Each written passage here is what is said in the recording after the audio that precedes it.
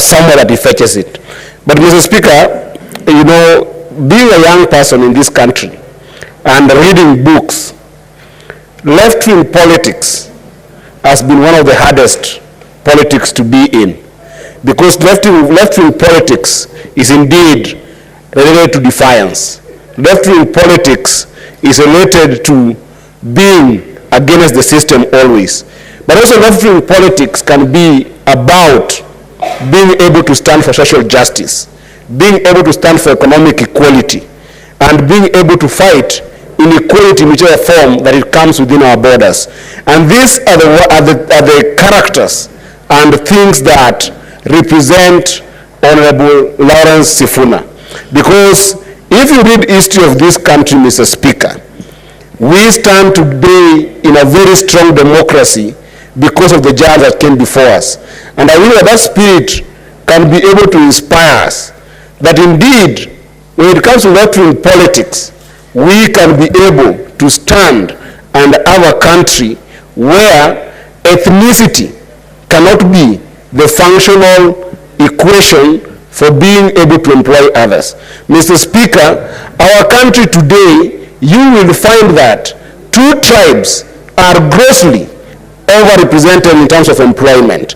And these are things that Lawrence Sifuna did fight against. Mr. Speaker, today in Parliament, we find that the vibrancy of Parliament is extremely compromised, simply because the tenets of democracy, which includes being able to separate the idea of executive from Parliament, is completely compromised, because today Parliament becomes an appendage of the executive, to the extent that parliamentarians have been sent into these two houses that we see today, the Senate and the National Assembly, Mr. Speaker, are hugely compromised, bending laws to the executive, Mr. Speaker. Some of the laws that were passed in this house in the Senate, Mr. Speaker, that are against the spirit of devolution have been passed because we are constantly inclining our politics to the politics of being covered by the executive, Mr. Speaker.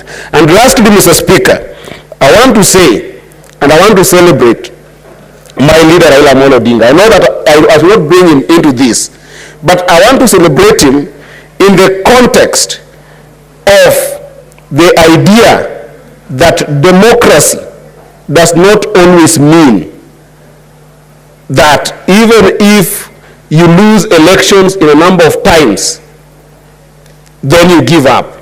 I say this because in the early 1990s, Mr. Speaker, Lawrence Sifuna went back home after being affected by a lot of Mlolongo movements and still won a number of elections that inspired generations. And I hope that we can learn from him, and as a people, being able to start fighting for electoral justice as one thing that this country has never been able to solve.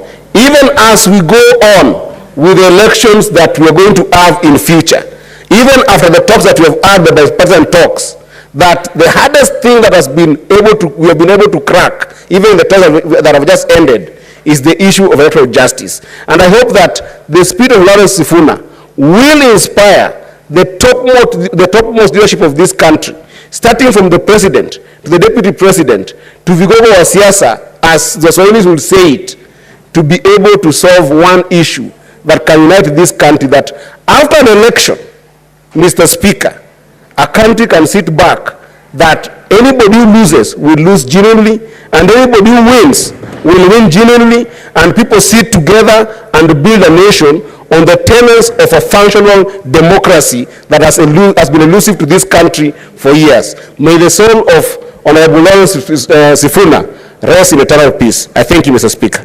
Senator Methu. Thank you very much, Mr. Speaker, for giving me this opportunity.